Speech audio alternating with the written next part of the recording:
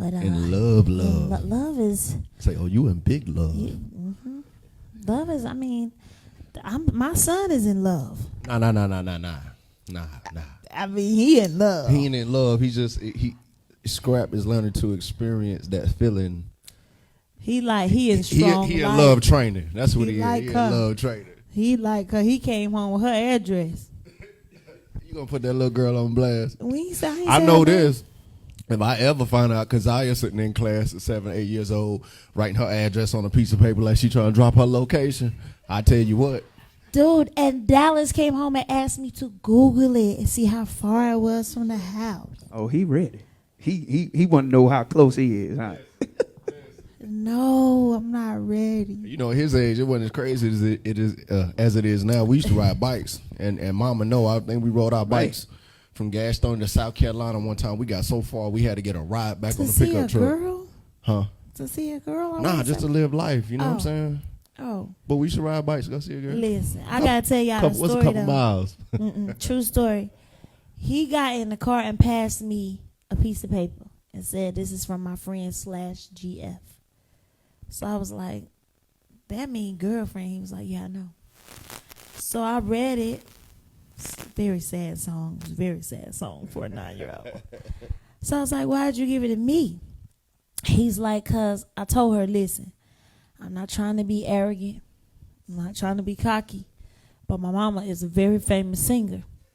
And she sings really good. And if you write the song, I can get her to sing it. So the first thing I said, son, you flexing. I said, you ain't got a flex, man, but you a school flexer. He said, no, I'm not. Y'all, I was thrilled. I just sat in the parking lot for a minute like my son just told his 3rd grade girlfriend that if she write a song, he could get me to sing it. He using me already. All in my space trying to broker deals. You know what I'm saying? What's up, IG, Facebook, everybody? We missed you. Sean, we missed you. D, I missed you. I finally missed you. I needed a break from you. Didn't y'all just see each other yesterday? It was quick. No, he came, yeah. But he didn't want me up there. He didn't want me to, be around. How you doing today, Derrickis? Listen. Your wife, your baby mama. God is listening. Your wife, your baby mama, your best friend, your confidant. Yep. Yeah. Some more things on there we just can't mention. We just look at each other. We just. Yeah, me and Derrick just sometimes look at each other, just bust out that laugh. We don't say nothing. I told him we got a symbiotic, solid understanding. When you was trying to go off on me yesterday.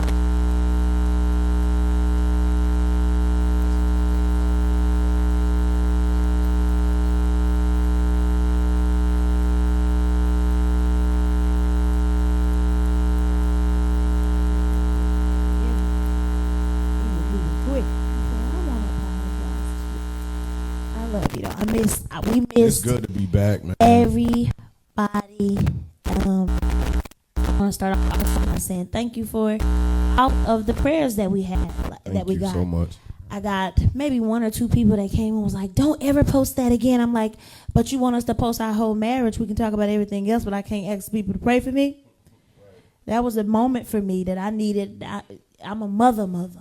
So that was scary. And I was like, yo, we in here. Pray for us. Pray for our marriage. Pray for our kids. Pray that she hold on. Pray. So thank you so much for your prayers. She's behaving right now. We might have room to touch on that. I think it fits inside the pocket. You know what I mean? It's definitely good to be back. And shout out to everybody. Like, seeing so many crazy posts. Miss you guys. This is my weekly time to be fed, and we trying to be fed at the same time as well, so we don't take it for granted. Apologize for being a little tardy tonight. You've been off something for a minute, trying to get your routine, and stuff wasn't plugged up the way it used to be, so we do apologize. We're mindful of y'all's time as well, but thank everybody who's tuned in tonight. I'm going to get it in real quick. Paul Daniels, I'm loving this shirt. No cap. I'm loving it. I feel very, I just feel very. You look good, man. You look tasty. I told you that in the room. Oh, no, I just took a taste break. Shout out to Derrickis tonight for making me look like a bag of potatoes. You do not look like no bag of potatoes. I You feel pregnant. like a bag of potatoes. You Feel look like a bag of comfortable. potatoes. She I don't feel need to like- have on no heels or nothing tight. Right. Trying to strangulate my Right. child to be cute. You know what I'm saying? Because see, if I would have put her in heels tonight, then that would have been the issue. So we did sneakers. You like a cute bag of potatoes. And them Gucci. So what's the problem? Miss Potato. You remember the show, the Potato Heads? Well, I definitely look like Mr. Potato Head. I'll wear that all day. So we okay. Then Yeah. thank you. Made me feel a little We better. got a bag of chips in You there. sexy potato head. All right. Fresh fries. Ruffles. Ruffles. Well, we agree that tonight we won't do much laughing. Why? Who you talk I to? don't want because y'all don't start. Let's just be serious. I'm absolutely hilarious though. No, let's be serious. And I don't have to take any bathroom breaks. No, we're gonna have a good time. I think what we went through Yeah. is a great segue into tonight's topic of faith not tested is a faith not trusted. Oh, we cannot move on without go ahead. saying thank glory be to God. I mean, I didn't even watch a lot of the trial because I just was wary that it would Love go. you though, because I was literally sitting here thinking, I was You was like, about "Nah, to let me say it. pivot." But I was like, "No, go ahead." Please. We have to. Absolutely. I couldn't Salute. watch it. Number one, I take everything. It weighs on me. I'm pregnant, and I was just like praying. My mother was watching it for me. She was calling me, keeping me up, and I was like, "Ma, I don't know," but I thank God that justice. I mean, I know a lot of people felt like it was probably going to be. We've seen a lot, and it didn't go quite the way we felt it should have went, and so today. It went the right way, and all we want is just for cops to see us as human beings and stop killing our black people. That's all we want. That's it. A life was lost, but I'm glad that today what happened needed to happen. Justice was served. Yeah, I salute that, and I agree. At the same time, realizing that closure doesn't always bring comfort. The right thing was carried out, and I hope it sends a message to create a greater sense of sensitivity and understanding as it relates to how we interact with each other, whether it's in a peaceful atmosphere or if it's something tumultuous going on. But to the family, there's nothing that can replace a son, a father, a brother.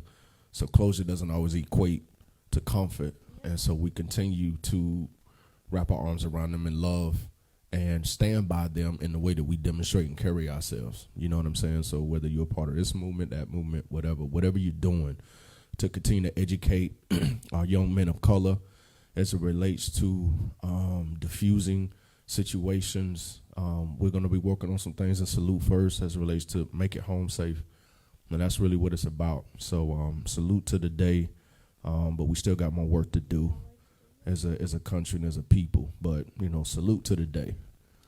All day. Facts. All right. We ain't going to get too emotional tonight, but I really hope that we can expound a little bit on our present situation, other things that we've been through. And I think everybody has something to chime in tonight. And we're going to try to not speed through it, but just, again, be mindful of the time and really just hit home with this. What is faith? Webster defines faith as an allegiance to duty or a person, one's promise. If we go further and look up the etymology of faith, it states faithfulness to a trust or promise, honesty and truthfulness. However, our Bible describes faith in Hebrews 11:1 as the substance of things hoped for and the evidence of things not seen. So if we combined all these together, we'll read something like this: to promise in truth and honesty that I would trust in the substance of things hoped for without evidence of them being seen. It's not an easy thing to do. Taylor Talk family, on the surface, this appears to be something that we could surely commit to in hopes of a greater reward if we keep our promise, correct? So the question we often overlook in our pursuit of excellent faith is this: how exactly can we prove the integrity of our faith to God? How do we prove it? And then the tests come. And they come out of nowhere. They give no warning and provide no time for preparation. It seems as though our promise is right there within arm's reach, and then the worst possible test comes to weigh our faith one last time. People may even choose to abandon us during our test. Some will even scheme on ways to take advantage of us during our times of trials and tribulations. And if things get hard enough, we may even look in the mirror and look at ourselves and agree to give a key over to doubt, fear, and unbelief so that they can access our dreams, goals, and destinies that God has entrusted us to. So in closing, but if we endure our tests, no matter how and when they come, God gains more and more trust in our ability to manage the very things we have asked and sought him out for. And if he be for us, what is an entire world of people who abandon us, speak against us, criticize our dreams and ambitions, and turn their back and reject us? What can they ever do against us? A faith not tested is a faith not trusted. So we'll kick it off like this, Queen. Every blessing and gift that we receive comes with some fine print on the receipt. God got receipts. God keeps receipts. And they all come with fine print, and nothing is hidden. There will be a test attached to your blessing. Do you believe the tests that come with all of our blessings that we ask for and failing those tests are what's keeping us from being able to receive the things that God has promised and the things that we are asking him for? Our inability to manage and complete and make it through these tests. Do you feel like that's holding us back? Like sometimes, let me make sure it's not too complicated of a question. A lot of people say, why am I alone? Why have I not received a promotion? Why can I get my children to align to a certain type of character? But we don't look at the test. Why am I alone? How are you carrying yourself? Are you preparing yourself to be a help me? Are you clearing the way out of trying to keep a ram in the bush versus, why am I not getting a promotion? Are you treating everybody with kindness? Are you still celebrating other people when they get their promotion? Or, these are certain tests that can come in place to validate and qualify or disqualify us. Do you feel, or just what's your take on us not completing successfully these tests in order to receive the very things that we ask for, knowing that every blessing is going to come attached with a test? Yeah. I don't know. Sometimes I feel like a lot of times that's what we ask God for is not his plan for us. So, look at it like this. If you're at a job and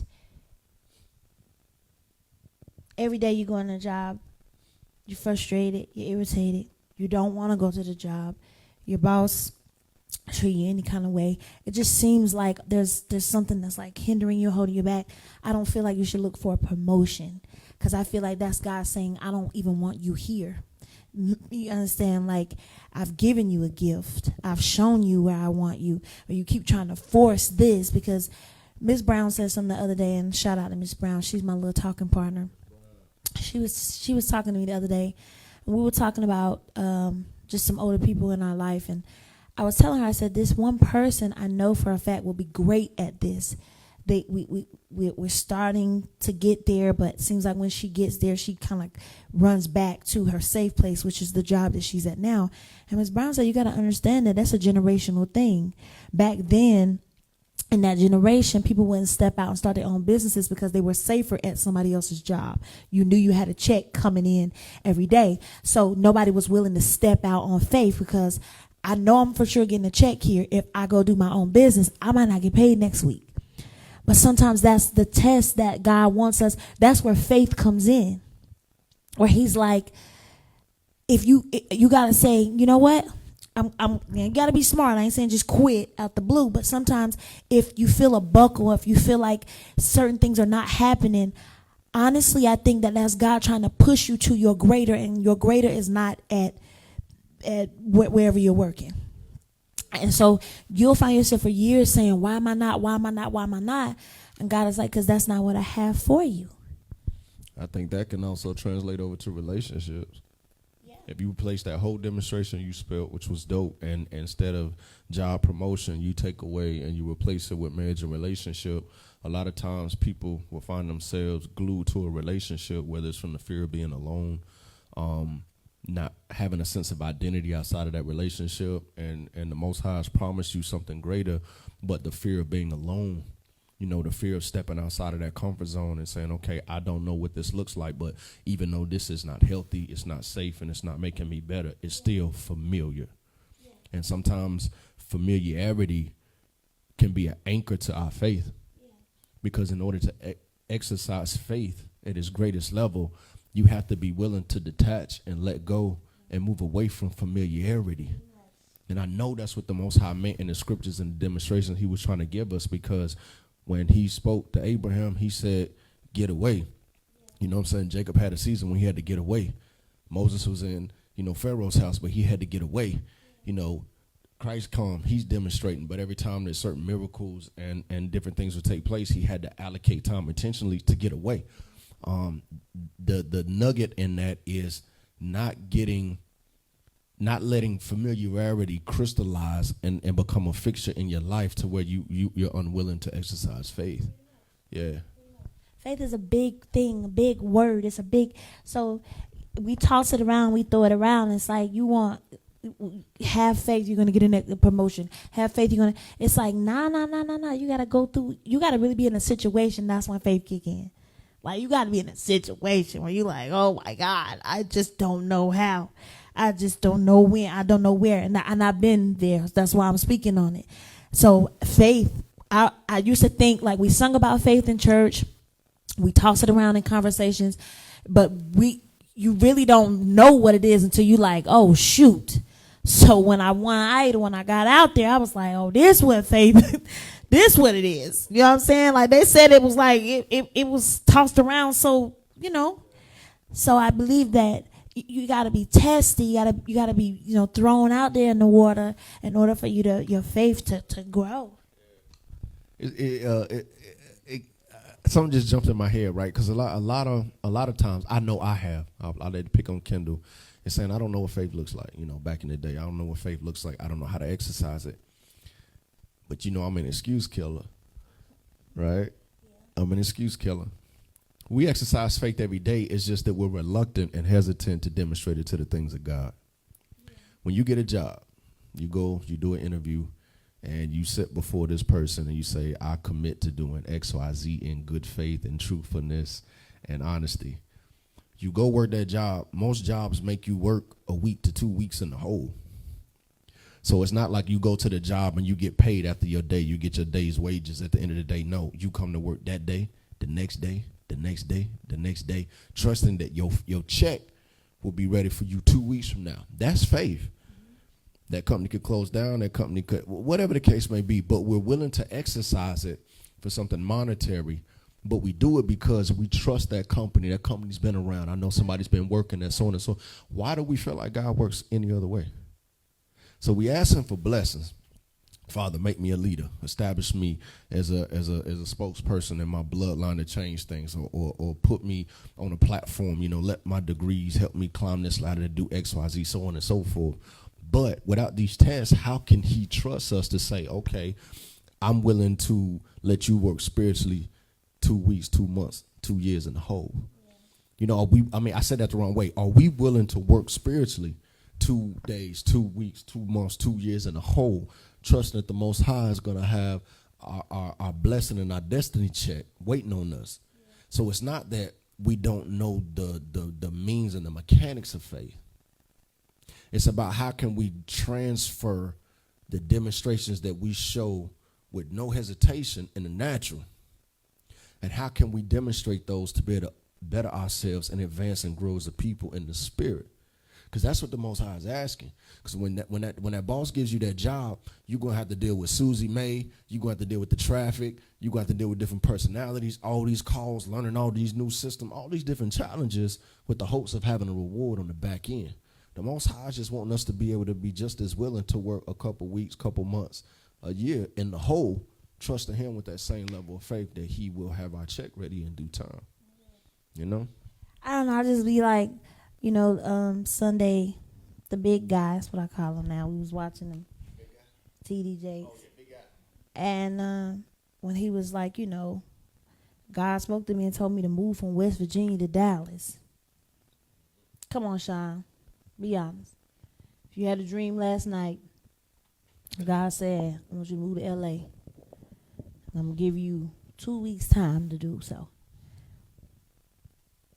Would that not throw you off? Would you, Yeah. Yeah. Like, you said, that's a faith move. Really? That would be my first word. Really? Mm-hmm. Like, yeah.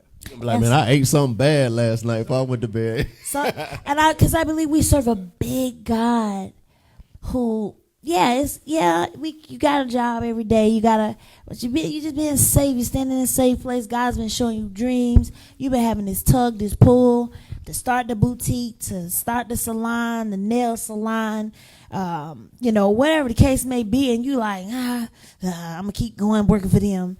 And then you have a dream. It's like, all right, bet, move from, DC, and I want you to go to LA.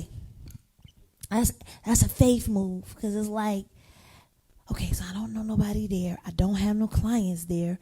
You know what I mean? Jace could have done all that, but he upped and moved. And then when he got there, he still talked about he was tested. So I just feel like faith is like it's a big thing. It's a movement. But there's no way to walk in the things of God without it. No. That's the thing. We can't purchase our way in. We can't do it by works, and we can't ride the demonstration of the works of our grandmothers and our grandfathers. We have to enter into the kingdom through tribulation and by on our own. So faith is a prerequisite. There's no way around it. And we love the rewards, and you have I don't want to be sensitive, but you have a certain sector of religions that teach blessing on blessing and blessing. But they don't really spend a lot of time talking about the test and the opposition and the fine print and the things that's going to come with it. We were talking, I know we got to move on, but we were talking about this the other day when you were like, it reminds me of the time when the man of God had spoken to my life when I was in LA, and he was a prophet, and everything that he said to me was scary. Nothing was like, God's going to give you this, God's going to give you that. He was just like, Fantasia, you are about to go through. I want to Google it again because did he say 8 years? Yeah, because it was 8. Yeah. So, because it was like 8 years for me of just trauma. Can somebody, can you Google that for me? Just because I want to be sure. I think he said to me, 8 years you're going to go through. And I had already started going through. So I was like, wait, what? 8 years? Like, I'm already almost dead. I can't take no more. And everything that he said to me came to pass. But he said, if you can endure what you see now, the woman you see now, he was like, that God's going to bless you. So I was scared at that point. And it just goes to you when you were like, people always speak blessing, blessing, blessing, blessing. I was like, nah, I didn't get none of that. He came to me with the real and the raw. And I seen him at a sister. What's the thing they used to have in Raleigh? Sister Soul, sister. It was like Sister, okay, in Raleigh. And I seen him and I was like, oh my God. Everything you said, he just stopped me. He said, I know. But I just wanted to tell him, I just wanted to go down the list.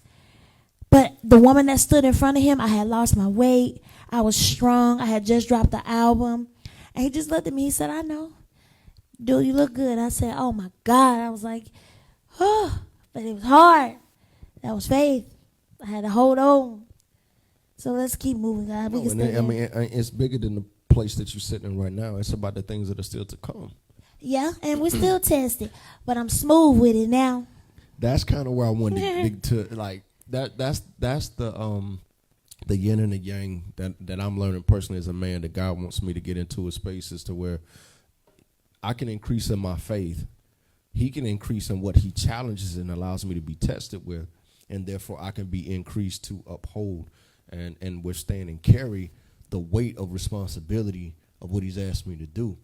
A lot of times, man, we ask for these big old heavy blessings, but we haven't built our knees and our ankles through the test to be able to carry and shoulder that.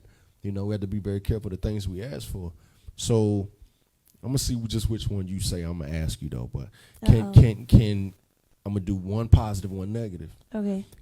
Can you describe a time or think on a time or describe a time when you were tested and holding on to your faith actually translated into a heavenly reward? You want me to just pick one? Just pick one.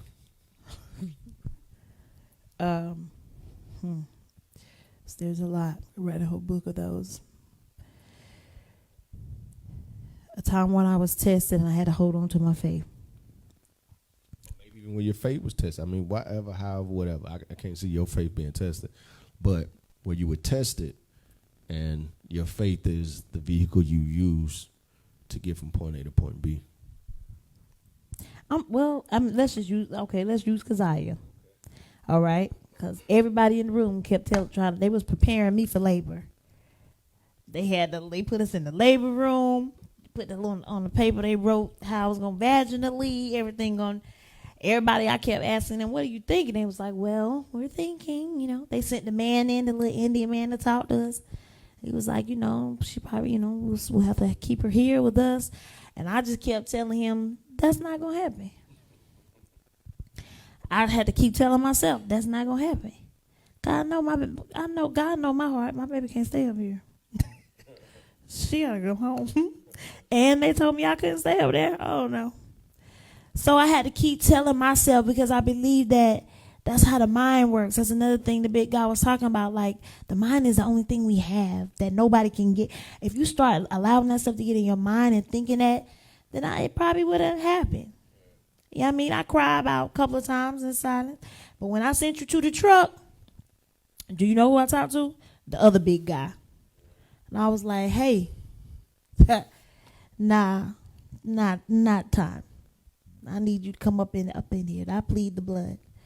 The blood still works. I didn't do that intentionally, but think about the opener when I said sometimes you go through tests and then you feel like the promise is right there in reach, and then out of nowhere you get another test again. So it's like we went through a test just trying to conceive off the rip, right? So once we conceived, right, just a note, that somebody's going through something, right? And you go through something, and that's already trial by combat on its own. Then you get qualified, approved, you get clearance, whatever. So you thinking like, whew, that was it. Then right before it's right within reach, this is right before our third trimester. Like we should be like just focusing on the 1 tube being closed, just focusing on fertility issues. That should be enough. You come and test one more time. Yeah. Right? On Easter. Literally. You know on what Easter. I mean? Yeah. So we also have to get rid of that misnomer that there's only one test per blesser. Sometimes the tests, however many, however long, however deep, or how they are directly related to the size of the blessing. Yeah. That's why I love Job's story so much. Because like he was tested constantly. You know what I mean? And so we as believers, that song that I had Sean play that night, will your heart and soul say yes? Remember in the beginning she was like, yes can come with, like, are you sure? Because yes comes with some stuff that you probably not, So we as God's kids, we're going to always be tested. But that's how your strong faith comes in. So me sitting up there in the hospital, I would look at Ken sometimes too, and I'd be like, you scared? He'd be like, nope. I'm like, you not? They would come in there and try to find Keziah's heartbeat. Couldn't find it. I'm over there like, what is going on? He's like, she there. It's there. She good. And all of a sudden, they get down low and they go boom, boom, boom, boom, boom. I was like, yo, you got to chill out. Like, you in here wilding out. Baby girl right there. But that was a test for us because we were just sitting there like, ain't no way we made it this far. And she been like, ain't no way. So. And it may have not had anything to do with Keziah or you. Let me tell you something. I'm going to be real talk. I kept wondering, I was like, God, we've been in here for what, 3 days? 4 days? And I was like, okay, I'm ready to go home. Why are we still here? Why are we still sitting here? I done told the Indian man, Lord forgive me, I'm not trying to be funny, I can't remember his name. He's real dope. He's very smart and very patient. He wanted to know how Kendall got all his muscles and everything. He loves Kendall. But I kept telling him it ain't gonna happen. It ain't so. And I was like, the God that I serve already showed me, like, I'm straight, I'm good. What happened was on the last night, I think, two nurses ended up in my room, probably like 1 o'clock in the morning. He was asleep. And we were Taylor talking. Straight up. They was like, can I ask you something? That's how it started. And she was married. And she started saying, you know, what do I need to do? What should? And I said, you need to switch up your feet. She was like, how do you switch up your feet? So from there, we just started talking. And she shedded tears. And I was able to, with God, I kept saying, okay, God, like, I need you to speak through me to speak to her. Because in this moment, I don't want to lose anything. I want it to be all you. I want her to leave out of here. So the next morning, the other nurse came in. You know, they switched shifts. She pulled out a letter. She was like, I have something that I was told to read to you. She said, the young lady said she ordered such and such book. She listened to Jonathan McReynolds. I told her to listen to that song. And she's going to go on her fast. And her husband died. Like, she just started going down the list. And I just got welled up. And I was like, maybe that's why I ended up here. No. There's no way to track God's intention. His ways are higher than our ways. His wisdom exceeds, you know. His foolishness is greater than our wisdom, and he has no foolishness. But I've been thinking, me and you know what we're about to walk into. We know the doors that we're about to step in, which is a complete faith walk all in itself. So sometimes it can be, you know, in the national, what we saw, what we experienced. Sometimes it's about making sure that two become one, can stand in agreement, no matter, because that's a sensitive thing for you and I. Is we've had so many challenges and overcome them and held onto our faith as related to finances, as related to our personal health, business, family, society. We've done all those. You know, the enemy, like, you know, I hit you with a brand new thing. This is a new thing. And I'm proud of us for standing firm, man, and not giving them an inch of room to, we're not doing none of that. You know what I mean? I hear you, hook up what you need to hook up and close the door gently behind you when you leave. You know what I mean? But I've been in mind thinking, number one, the blessing and anointing on her life, because Keziah is so loved that it's overwhelming at times. And also the mission that we have to do as far as our ministry with our gifts individually and collectively, what we're called to do, you know. So, but either way it go, you know, I feel like we passed it because we didn't waver. It's not being naive. It's not being naive and just saying, no, I'm not gonna have this baby. No, it's just saying, like, God, that's not what you showed me. And it's the substance of things hoped for and the evidence of things not seen. I see what I'm seeing in the natural. I'm looking at these charts. They teaching me and my wife how to read these contraction charts, and we look coming like mountains too. I was over there. I was silent. I was like, I'm scared of needles. They kept coming in there. We're gonna shoot you with this. I said, do whatever you gotta do to stop this. I don't care. I do not care. I ain't mean to interrupt you. No, you fine. I'm just saying, because that was a tough situation. You know what I mean? But it's like, I see what you're saying in the natural, okay, but I also know what God has shown me, even though I don't have the evidence of it. Now, they got evidence. They got proof right now on this chart. They got something tangible that's manifested right in front of us. These charts, these readings, these graphs, typically this is what happens. I see what you're showing me, but the thing that I cannot see, the thing that God has shown me, that's what I'm going to hold on to. Right. So sometimes we have to look past what we see in the natural, the proof that somebody has, the evidence that they have, and the data that they have, and where I can prove you this person said this or said that, or you're not qualified for this, or you're not worthy of that. Okay, I see exactly what you're showing me right now in my natural eye, but my spiritual eye is holding on and staying focused on something else that God has seen me that trumps whatever you talking about. So I'm going to go ahead and patty cake with you right here because I'm in this situation, but I'm going to stay fixed on the evidence of things that I cannot see, but I do see.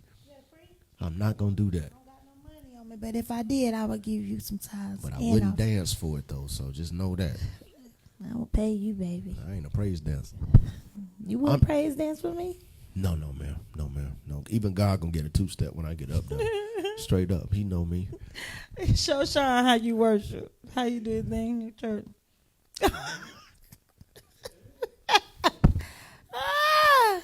I used to see men in church like that too. They just couldn't break.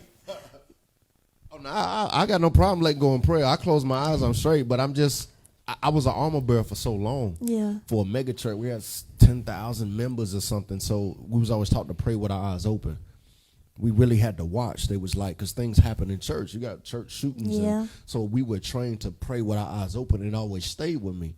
And so I'm just like, you know. Yeah. Yeah. I worship for you, baby. But Baby, I worship. Listen. I worship you. I understand. Y'all see how I'm just letting that thing marinate? All right, man, let's slide. So check it. Basically like this. We live in a world where I'm not gonna say it's hard to maintain your faith. I would just say that the temptations and distractions are on overdrive. It's hard. Okay. It's hard, it is. Okay. So then it's hard. It's hard to maintain your faith when things like COVID hit and you just got that job or you lost the job that you had planned on retiring at. It's hard to maintain your faith when a loved one is snatched away through disease or shootings or whatever in a violent, untimely way. It's hard to maintain faith when you're alone and you have nobody walking with you. You have nobody that's holding your hand and encouraging you and strengthening you and believing in you and accepting you unconditionally. It's hard when you're a part of a church group, but the head is teaching and leading from a place of flesh and misguided intentions, because we are in a season of a lot of false prophets. There's some great men and great women of God out here who live and die for the faith, but there are also an abundance of false prophets and false teachers who are hiding in the population, and those sheep are being led astray. It's hard, but it's not impossible. It's very hard, but it's not impossible. So I want to close out like this. Looking at the landscape that, like we were talking the other day, like when it comes to Cohen, Kyan, and Dallas, we had to ask them that one day, like, I'm going to speak my mind on this one, and I'm going to just say what I need to say. We saw that little Nas X video. We saw the little Nas X video, which was disturbing on infinite levels. So we immediately called Dallas in here. And without telling him what we didn't want him to watch, we started asking him, what are you watching? I say that to say this because he could be over there watching Ryan's World or Sonic or something, and then you get a flash in the right-hand screen. Hey, don't forget to check this out, because they more focused on views than they are virtue. And they're more focused on likes than they are, liberation and things of that nature. So sometimes it feels like you don't even have a fighting chance. But again, it's not impossible. So what I was saying is this, to close out. What are some things that you believe, looking out the landscape of the earth, and that it is what it is, and we're pointing in this direction, and it shall continue. It just is what it is. What are some things that you would suggest that you have tried, that you are considering trying yourself, some things to protect your faith, strengthen your faith, build your faith, cultivate your faith in a world that looks the complete opposite of the kingdom? And that sometimes a believer can feel like we're a refugee. A believer can feel like you're a refugee out here in this land because you have a stamp of approval that stands in complete opposition to the mass population. So what words would you close out to send to somebody who really just, because we take it for granted, that may not know where to find a resource or some inspiration or some security, or you get what I'm saying? Yeah. That's a hard one. Especially asking me right now. Because you know how we've had a lot of conversations, and I was talking to one of the other mothers in my life, Tanya. She's in Raleigh. She was in the hospital at the time. She beat COVID. Shout out to her. She beat COVID. And she had pneumonia in both lungs, and I believe during that time when she was in the hospital, like, God was dealing with her on a whole different level. Like, Derica's, when I talked to her, I was on the phone like, yo, remember I came outside at the pool and was like, Ken. So that's hard, because a lot of people who are watching, maybe newcomers to Christ, or maybe went through church hurt and said they're never going to go back to church.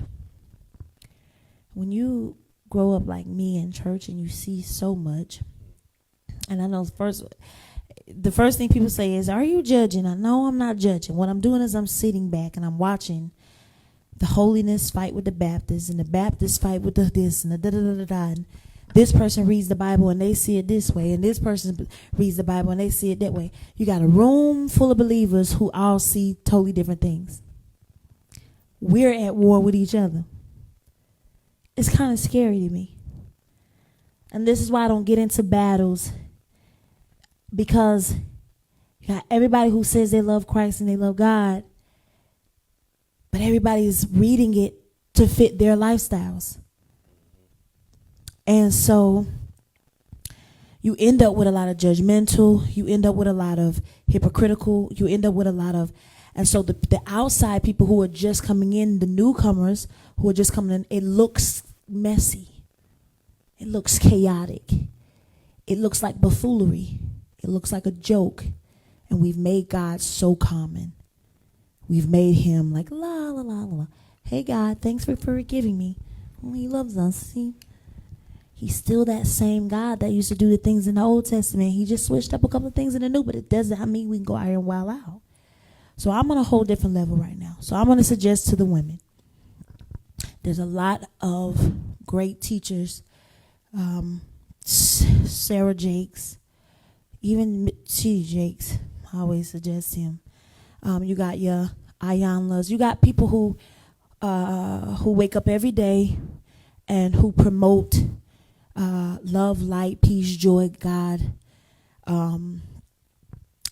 Certain books to read. Number one, the Bible, because that's another problem is we are going on service on Sundays on virtual or whatever. Some churches are open back up and we're getting the message from the pastor and we go home and we don't even try to connect with God ourselves. So I would say that personal relationship, building that personal relationship, because it's hard when you get with a group of people, because again, I say everybody sees it the way they want to see it. And that's just the truth. Everybody reads that scripture and everybody takes a different thing from the scripture. And then it's an argument. I don't think God said that. I don't think God, let's just be honest. We don't know what God is. We just will never know. But what I can say is building that personal relationship with him is the safest place. That's my advice.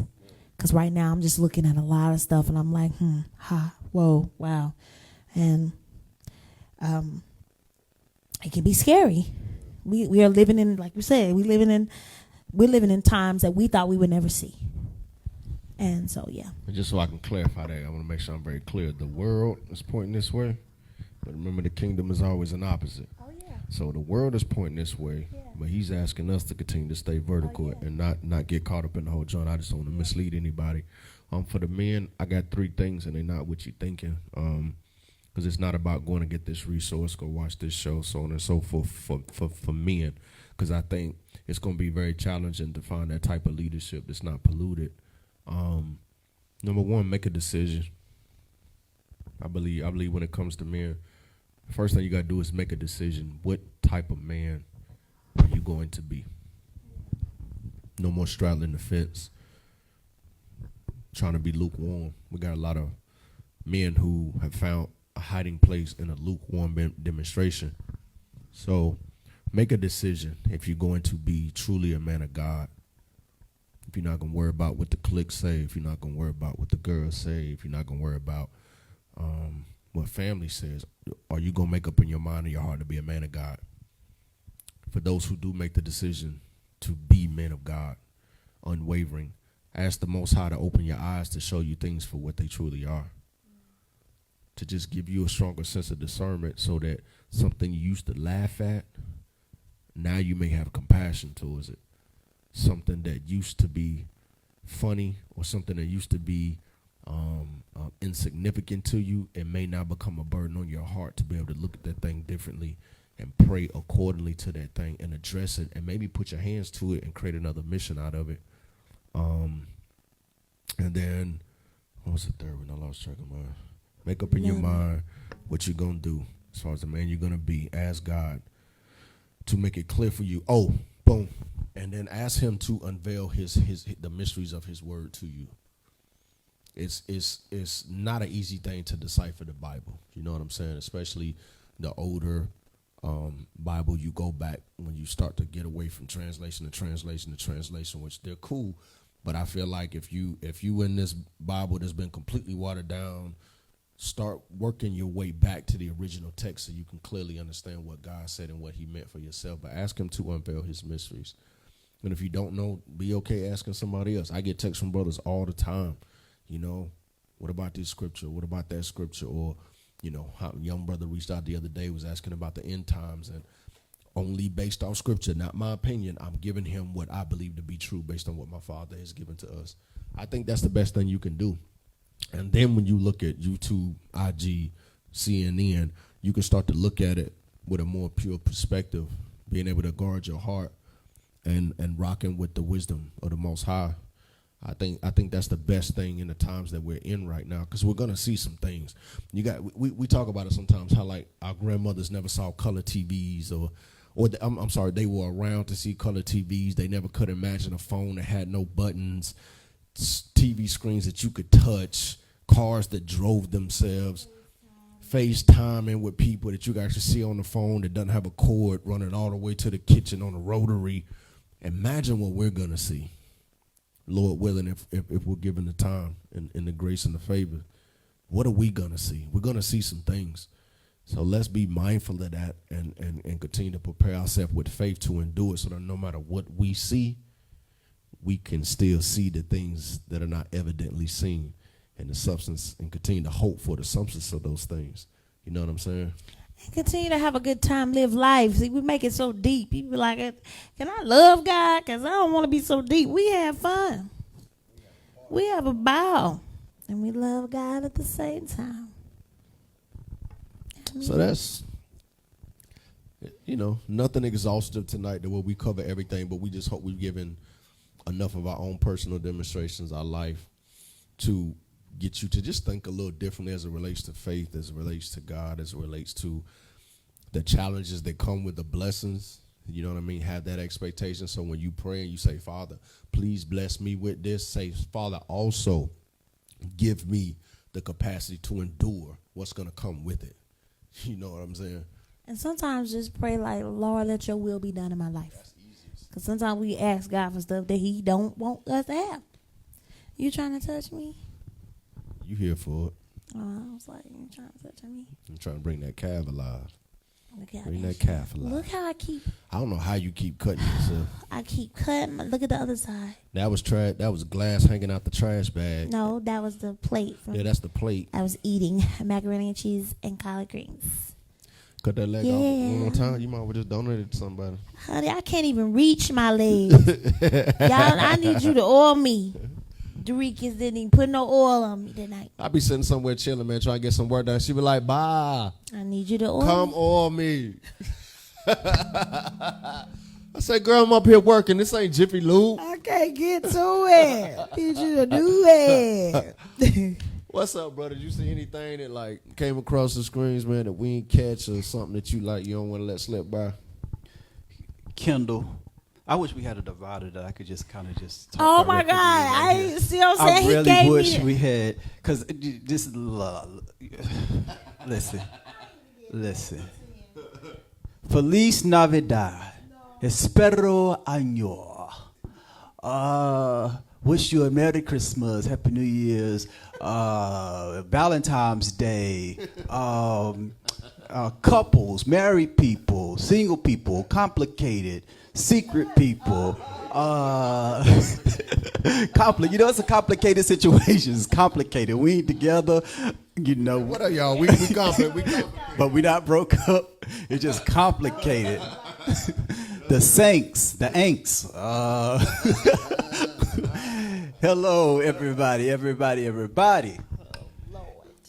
Listen, you thought you looked like a sect tonight, but it's like she's cute, and I you know, they don't take my word. But are you still pregnant?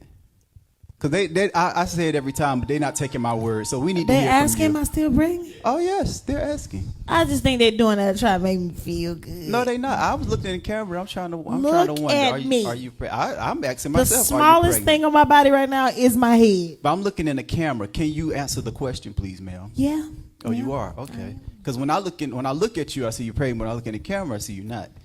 So I'm just trying to. Really? Look at God. You know, she gonna want you to screenshot. I knew that that. would make you feel do good. it. Only God can do it. I knew that would make you feel good. Oh, so you lying or you telling the truth? Oh, no. You're like, he lying. Oh, he capping. I'm not. But Oh, people are shady asking, boots. though. They are asking. They saying you look cute. Sean, Yeah. is he lying? They are Okay. saying it. See? It's hard for me to trust Dereese. He calls me and says that, and people who like have not been around Dereese believe him. I'll be like, he lying. Don't listen to him. I am not a man that will lie. Do you have anything? That Yes, anybody I say? do. Actually, I do. Okay, so y'all was talking about faith on tonight, and it's made my mind go back when I asked y'all a couple of weeks ago, and I asked y'all, do you feel like people tell enough of their testimonies? But tonight made me understand what I was really trying to ask, because you stated that a lot of people do tell their testimonies, share their testimonies, which I do believe that. But I think the difference is people are not telling what it took to get their blessing. Meaning that I think people are losing faith because people post a car, they post a house, they post all this stuff, but nobody tell. Because you remember a long time ago when people told their testimonies, they actually told all they went through before they told the ending. The middle part now, and I feel like it's missing, and it's just seemed like this person just got a car, this person just got a salon, and so people just are left feeling like I'm never going to get. But the real story is that this person was walking. This person didn't know how they made. So I feel like the gray area is missing, meaning that the in between people are not telling what they went through no more. They're only telling. Because that's not hot no more. That's not the hot thing. Like the it thing is to just, I woke up like this. You understand what I'm saying? That's the it thing. Like, I woke up like this. I got this amount of money, but I ain't gonna tell you how I got it. I got, a new car. I ain't gonna tell you how I got it. And I think, like, when I used to do my interviews, especially when I was on Idol, I'll never forget they came to me and told me I might need to pipe it down, calm down, like not say certain things. Like, don't mention your child, don't mention certain things. And I was like, oh, but they asked. Like, that's just the realness in me. I'm like, well, they asked me. I thought we were supposed to, it's an interview, right? You answer the question, they ask the question, you answer the question. But I knew then, like, oh, it's Hollywood. Like, everything needs to look like glitz and glamour. And so because that's the Hollywood life, and now through social media, everything through social media and television, it needs to look like that. So now we have become that. Like, I can't let you see how I got it. Matter of fact, I can't even tell you where I got it from because I don't even want you to have one. You understand? So now I believe me and Kim, we were doing business earlier today, and because we're proud of you. We're working out some things, and I was telling them, I said, I believe that I'm just very transparent, and people need to hear transparency. They need to hear the real and the raw. Like, I was here, but then look at I got here. And that makes other people say, if she can do it, I can do it. If he can do it, I can do it. If you can do it, I can do it, right? Because you're telling me, and it's starting to hit home, and things are starting to wake up in me like, oh, I went through that last week, or, oh my God, I went through that okay, now, but if you just tell me that you got the shop, and you remodeled the shop, I'm just thinking, dog, he got it like that. So, like, testimonies have had the miracles subtracted. It's normally this plus this equals this. Now it's this equals this, right? So like Moses, he didn't get the crossover, which he was hot about that. I was reading that the other day. Like, Moses was hot. He kept trying to throw shots. You know what I'm saying? He kept trying to throw shots on the low. You know what I'm saying? But long story short, he said, when you cross over, once you take these stones, and I want you to set these stones in place as a memorial and a reminder. He said, so that when your kids and your children's children come and ask what mean these stones, you can school them on how I brought you through Egypt out of slavery, and I brought the locusts, and I brought the plague, and I brought the blood to the water, and I parted the sea, and I destroyed your enemies. These need to stand as a reminder. That's all a car, a business, a promotion. Our daughter, she's our stones. She's our stone, so that when we cross over the next Jordan of our life and our situation, and we see Keziah run through the front room, we can remember when we lost everything, when our marriage was in jeopardy, when our families were at war, when everything was separated and fragmented, and when we didn't know what was next, or how was next, or when was next, or where was next, or who was next. These are stones. But what happened is too many people get caught up sitting by the stones, but they don't want to tell you about the Red Sea. They don't want to tell you about the locusts. They don't want to tell you about the slavery. They don't want to talk to you about the clay with no hay. They don't want to tell you that part. They just focus on my stones. You know what I mean? Just look at my stones. Well, there's no power in those stones. There's no power in your title. There's no power in your car. There's no power in this house. The power of God in all those things is the miracle. So we've subtracted the miracle out of the equation of our testimonies. And so sometimes that leaves them with no effect. And worse than that, it's giving somebody the nuggets and principles that they need of how they're supposed to get to their stones. We just want them to stay focused on our stones. And if they only focus on our stones and we extract the miracle, we've given them nothing. Actually, we really showboat. Because we're really saying, we're not giving God the glory. So we're really not giving them what they need to be able to go set their own stones. Yeah. Oh, good. I don't want to mess this up, but I think I can get y'all to understand. Jake said something that I thought was very good because it made me realize, like, you know what, my faith is bigger than I thought it was. And he said that faith is not the absence of shaking, being scared, fear, and I'll use this Fantasia. Like sometimes when I do interviews about you, people will be like, tell us something about her that we don't know.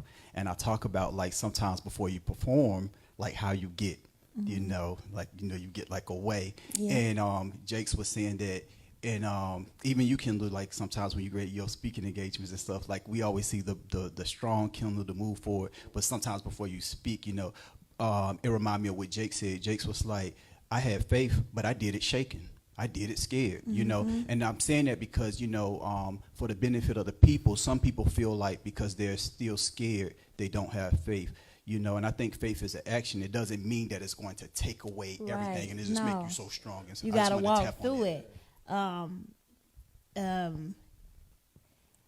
always quote yea, though I walk through the valley of shadow of death, I don't feel like even for God is with me when I'm behind the stage. And I'm like, I got to go out here. The curtain finna come up, but I need you to go with me. Cause I'm scared. If you can't go with me, ain't gonna be no good show. You understand?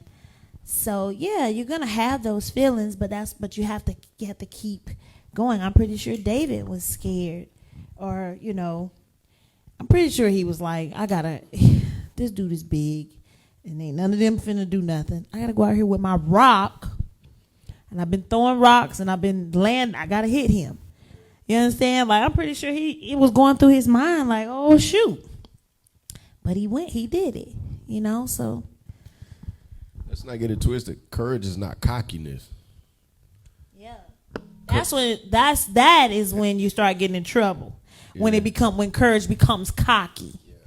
Understand? Because now it's all about you. And you can do these many runs, and you can sing like this, and you can play ball like this, and you can you, and God is not in it anymore. But when you still can get that feeling, you're not into yourself, and it's not you that's doing it. That it's God that's doing it. So I like that. Courage is not cocky, and I've seen a lot of cocky ones. Yeah, they say courage is not walking without fear; it's being able to stand in the midst of fear. Even though you may be fearful, you know what I'm saying? And that's what it's about. That's how, Jake's hit it on the head. There's many times we do a lot of things in our marriage and our personal life that we're shaking. We're shaking, and we ain't gonna show you we shaking. After we get out that meeting or we get out that call, we get out that situation, I'm like, girl, she like, boy. But we know that he goes before us as a front and rear guard. And so therefore we put on our face of faith But, you know, we have to trust him to do things that are outside of our capabilities, outside of our budget, outside of our experience and knowledge. That's what God gets all the glory. Well, he gets the glory regardless. I'm shaking now, but I got the face on. Why you shaking? Because you're hungry? I got to use the bathroom. Last question. Hurry up. Last question. And I chose these particular questions because, you know, I was reading some of the comments and people struggle with faith. You know, I can't help but quote some of the stuff that Jake said. But Jake's also said this. He said, be careful of who you talk to. He wasn't just talking about enemies, but he said you also have to be careful of the people who love you the most. They will talk you out of your faith because they don't want you to leave. They want to keep you safe. So they're going to tell you, don't do that. He said his mother was always like, they're going to hurt you. They're going to talk about you. You know, he said his success was his mother's nightmare because his mother was so scared for him. And sometimes, and he also said your enemies will make you so mad, they will actually push you into a faith. But I just was saying that sometimes we think that we always concentrate on our enemies, but sometimes the people who love you the most don't want to see you hurt. They don't want to see you fail. So sometimes they will talk you out of faith. I know with me, every time I was trying to leap doing successful things, sometimes people I love were saying, don't do it. Like, you're good where you are. You're good where you are. Let me do you one better. Forgive me, like a better word. Let me do something to make you think.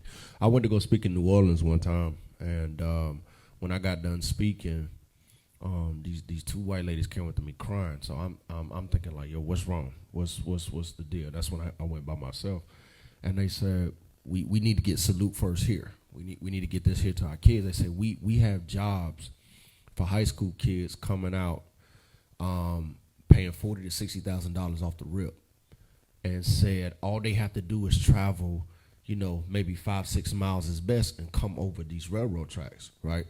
They say. But a lot of the mothers and the fathers are not letting these kids participate. Now, this is coming out of high school, making $40,000, $60,000 a year off the rip.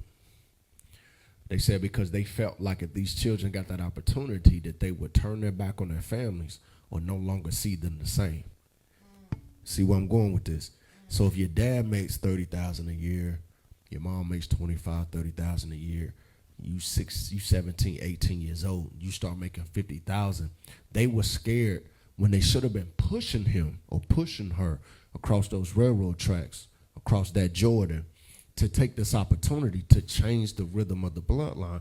Instead, they were keeping them on this side of the tracks from fear that I'll lose my son. My son may not look at me as a father anymore. He may not look at me as my mother anymore. So sometimes, yeah, people will do things in a subtle way to either project their fear on you, but also sometimes people would do it as a secret anchor to keep you from leaving them, because they don't have the courage, they don't have the faith, they don't have the passion to go and reach their own.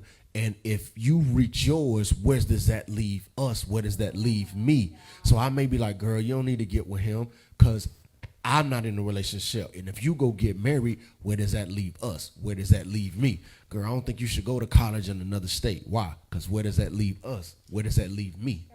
That's crazy because most of the time from the families I know is you go and you send that money back. You say, I'm comfy right here. You go. How about when they get your first check? When you get your first check? Mama need this, mama need that. Like, So it's crazy even hearing that side of fear, because it's like, I don't want you to outshine me or leave me, and I need you to pay a couple of bills around here. Wow. So all of these dynamics go in play, and that's why tonight couldn't be a one size fits all. But we never want to do anything other than to just provoke the spirit of thought. Ooh. Go ahead before you lose. Silence. You have to silence. You have to silence the outside. So I was at Cajun Yard Dog the other day. Yeah, I was at Cajun Yard Dog, and I was eating. It was good. When? When was this? At Cajun Yard Dog? Today? No, not today. I say, where was I at? No, not today. Yeah, we married like that. And yeah, so I was sitting there eating, and so the lady who came on and was like, "Can I ask you advice?" I'm telling you, everywhere we go, it's a Taylor talk. And I was like, "Yeah, what's good, sis?" She was like, "Look, I want to be an event planner, But it seemed like when I said I want to be an event planner and I started posting all my stuff, all my family members would want to be event planners. You know, she was like, so I'm like, I don't know what to do. I just let her go and go. And I said, sometimes you have to silence everything. You have to silence family members, silence TV, radio. You have to, if it's something you really want to do or you really want to hear from God, silence is key. You have to silence everything. It's hard to do. It really is. But if you don't, like you said, you'll be sidetracked and you won't open it. You won't start the event planning. You won't do it because everybody's in your ear and you don't want to hurt such and such and you don't want to hurt cousin such and such and you don't want. So you have to silence it all. Sometimes I just go and eat by myself. I don't do it on purpose. Yeah, I don't. Because some of the restaurants, you don't really like Cajun hot dog like I like it. What? Everything give me heartburn, bro. I had the he trippy. What I had the other day, some fried oysters, and have you had their fried chicken? Nice. You gotta taste their fried chicken. The cabbage, you had the cabbage? Now they cabbage is busting. Nice. You don't eat cabbage? Sorry, we're back. Are you black? Look, are you black? You eat cabbage? Yeah, literally just tapped out. I'm sorry. It was food for me. Dealing with a pregnant woman, like, you know what I'm saying? We can stay here, you know what I mean? My oldest son cooked out yesterday. I was so excited. I waited to eat. Trey makes some mean He steak. had some Hold good- on. Salute to the young gunner Yeah. doing his boat business, the working his hamburgers business, for and me. took time out to cook for paps and moms, man. It was the hamburgers for me. Yeah. And I ate that steak with my fingers, bro. I still think It he was lying. He marinated it. I don't care. No, you know, Yeah, I said Kayla it, said I Trey. did the seasoning. Yes, she kept saying, I did the seasoning. No, but yeah, sometimes you have to really, not sometimes, I'm sorry, anytime you're about to step out and do something great, you have to get silent. Like, it's a must. I'm in a place now where I know I have to do it now, and I know that's confirmation. I was sitting here today, and I don't sit in a lot of silence. Check it though. Even in silence, I'm reading. Like I'm doing something, and my wife will know it's time for us to lay down and go to bed. She'll try to put on something that's light or fun that we can go to sleep to. And I'm like, well, I'm just gonna read a book. She's like, you gotta turn that off. I'm in a place now like I really need to hear from God, so I also have to turn down the noise of authors, because in my mind I'm like, I'm not watching TV, I'm not listening to music, but I'm reading, so it's still another voice. I have to get better, and I want to get better at being able to sit in silence with my Father, so I can get start clarity. singing you to sleep. I ain't worried about that. You won't sing for me. I told the Lord I You was. stingy with your vocals. I'm gonna start singing. I should wake up the lullabies. Baby, I'm taking it back tonight and I'm doing it for you. And I'm gonna start with. You gonna sing to me now? And rub my head. Yeah, you know what's gonna be? Oh God. Come here. I'm gonna give you just a teaser, like an appetizer. Hush, little baby. Don't. Oh my God. Man, I'm a full-grown husband. You're not great. You my baby. You feel my baby. You You feel my baby. Don't make me call you one. Don't make me you call not you great one saying no tonight. hush little baby, man. I weigh Don't make me call 240 you pounds. one. Yeah. Don't make me call you one. Well, Call me listen. one. Well, I want to remember this conversation because I've been trying to get quiet so I can hear, but this one be texting me, "Hey Sag, you're being such a Sag. You're being such a Sag." Order me some food. I'm like, she like, I got food coming. I was like, I ain't ordered. She said, Dorica's ordered. Dorica's I said, where's ordered Dorica's? Yeah, I'm on standby. I'm on standby. This she loved to text me and say, "You being a Sag, I'm being quiet." So that's listen. This time she said, "You're being such a Sagittarius." You know what I'm gonna say? I'm being quiet. I'm silent. I'm sitting. I'm waiting to hear. But here's the problem. I'm so connected with you, honey. God tells me when he's talking to you, so I know when you being God silent. is not messy. God said he wasn't talking to you this week. God is not messy. He wasn't talking to you this week. He wasn't talking. No, he wasn't. He couldn't talk to me because you keep calling me or get interrupted. He said, "I'll wait." So you don't want me to call you no more? Because I'm not calling you I'm no just more. saying, mind you, calling you Kendall. tomorrow. Nice. This how I go every I day. won't call Listen. you no more. Kendall, Be you know what jealous. she called you being a Sagittarius? Like she ain't heard from me in a few hours. Not weeks, not days, not That ain't months. true. It'd be like a couple hours. That's I'm a- like, that's a you're lie. being such a Sagittarius. I'm like, it's About just right. Y'all been a like few true hours. besties. Like every morning I get up. When I get back from the gym, I walk in the house. They is on FaceTime. If they not, y'all on FaceTime by the time I get out the shower. Then later on throughout that day, you be on FaceTime. He calls me singing and stuff. Interrupting my Y'all He prayer. do. He calls me too. You do it. We don't have to. Let's fast. Let's fast from each other 2 weeks. She's not listening. You ain't gonna make She it. listen, Kendall. She's the one that I was talking about when I asked the question. Like, you can't tell your loved ones, because I called her this morning. True story. I called her this morning. I said, "Hey, they reached out to me after midnight, and asked me to do perform Sunny Side of the Street." They didn't call it. Whatever. I don't want to hear this. If you're coming to play, I'm like, you're such a supportive friend. You such a liar. They you reached ain't out to nobody me, called asked you to me do to no do. Broadway. They called me, asked me to do Color Purple. I No. called her, told her, you know. But who you playing, mister?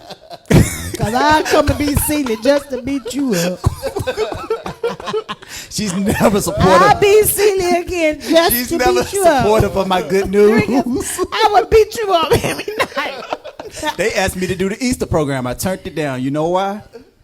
You ain't Because even going. I already knew it was going to be a problem. It's gonna be a problem. It's going to be a problem. He say, "Oh, reached out to him So first." tonight, I learned to stop sharing my good news. Boy, bye. Come on, hurry up, because Sean Pray so got to she play can me pee. something. What? Pray so she can pee. Stop putting my business in. You said it. They the one up here saying, they saying y'all forgetting she had to pee. That's what made me remember. Thank y'all. But you see what I have to go through. We got you covered, though. Okay, You babe. and Cassie. Make this prayer quick.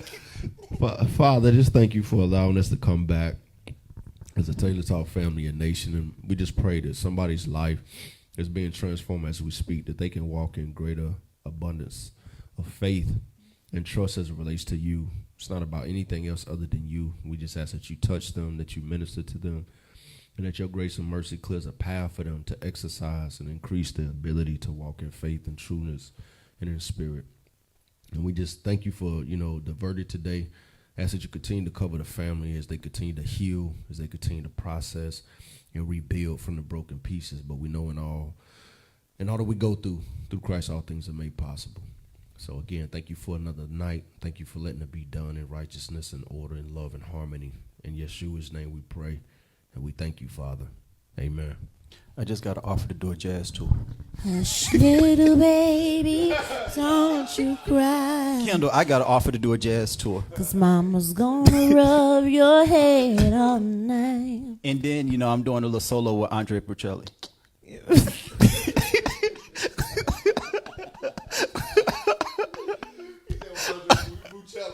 Get his Bucello, name right. Whatever it is, you Get know. his name right. Either way, I got invited. He's so jealous Are you of happy me. for me, friend? He's so jealous Friend, of me. are you happy? See? Y'all saw it for yourself. Don't tell your friends your good news. I know one thing. You get to that shop tomorrow and it's I smoking. tell you one thing, know I'll who be in did it. silence in the morning, so I'm not You answering the get phone. to that shop tomorrow and you see smoke. Kendall, you be able to be on FaceTime and wonder with her because I will not be available. I'm coming over there to hearing light from that. God. I'm coming to burn that shop down. Because, see, that shop done got into your I'm hearing head. from God in the morning. Just to let everybody know who worked over there with him. I'm burning it down. You better not be nowhere near. Because if you're in there, I'm burning all you. I'm just playing. Lord, forgive me. That's so bad. My phone company do charge me extra for FaceTime, so please, please. And it's a pandemic, I can't. Oh, Kendall, how I ain't getting no dare stimulus. you? Now you know I done got stuck down in here. I mean, you got on sneakers. Mind your business. You got on sneakers. My back said they don't care nothing about these sneakers. My whole entire back. Oh God! Play the music nice. Everybody said they waiting to see this get up, and we gonna keep, and we keeping these cameras right here. Oh yes, guys. The shower is May the 16th. You know it was in June, but she wanted to change it, so we changed it. It's May 16th. Oh, I'm putting you out there tonight. Yo, he don't believe nothing he says. Yeah, it's May 16th. Virtual barbershop. Everybody wait. Listen, everybody's waiting to see you get up, and we not moving the camoras tonight. The cameras will not move. Come on, let's see this. Let's count. 1, 2, 3. Come on. Okay. 1, 2, 3. 3, 2, 1.